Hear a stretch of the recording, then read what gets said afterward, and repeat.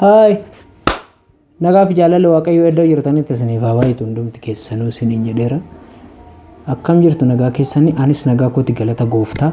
Jirra jirtuu, an jira isin jirtu, waliinuun jirra. Akka jirtanis abdiin guddaan qabna.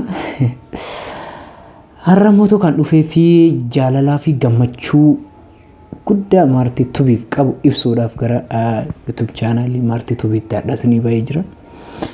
Asumaan Maartii Tuubiif dhaamsa qabu isiif ibsa. Dhaamsi qabu Maartii Tuubii baga gammadde, baga waaqayyo si gammachiise, baga gammadde, anis gammadeera, baga gammadde siin jedha qaali nama.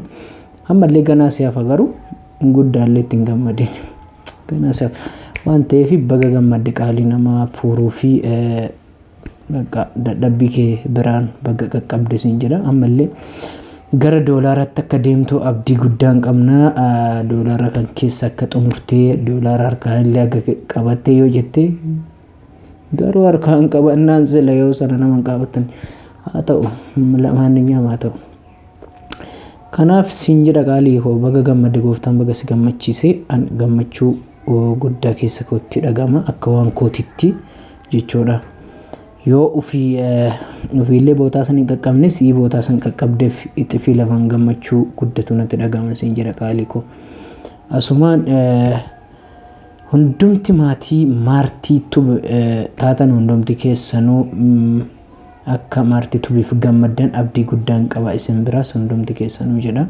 Akkasuma Maartii Tuubii warri maatii ishii taatanii jirtan akkasuma like shareidhaan akka gargaartan nagaaf jaalala waaqayyo waliin isin gaafadha.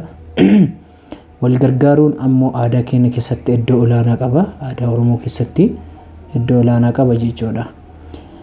Walaa gargaaruu wal duraa dhaabbannu isiniin jedha. Maartiin Tuubii isin qabdii nu qabdii na qabdiin jenna. Nu qabdii isin qabdii wal qabna. Nu tokko dhiigaan tokko adeemsa haasawaan tokko iddoo jiru kamittuu nu tokkicha. Oromoon tokko haadha tokko irraa bahe dameen tokko. Gosaawwan feeniin gargar walaa qoonnuu malee eessattuun eessallee jiraadhu Oromoon tokko.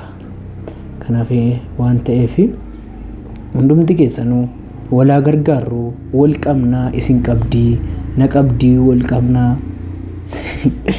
Isiniin jedha jaalatamtoota fi kabajamtoota Maartii Tuubii taatan hundumti keessanuu akka like share subscribe gootaniif warra addisii taatanis subscribe like share gochuu hin dagatina.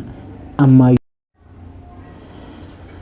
wal gargaaruu irratti iddoo olaanaa argachuu qabaachuu qabna. Isin qabdi nu qabdi wal qabna. Wal malee YouTube chaanaliin keenyas guddachuu hin danda'u. Wal gargaaruu malee eenyullee adda ofitti tattaafate bootaa wayii ga'uu hin danda'u. Waan ta'eef wal gargaartee gaaleen arba hiitee jedha Oromoon yoo mammaaku.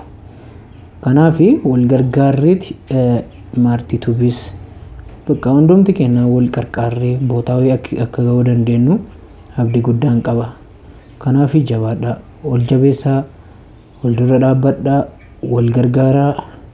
Isiniin jedha qaqqaaliiwwan koo hundumti keessanuu. Asumaan maqaan koos Jamaal Tuubii jedhama. Jamaal Tuubii jedhama YouTube chaanaliin kiyyaas akkasuma.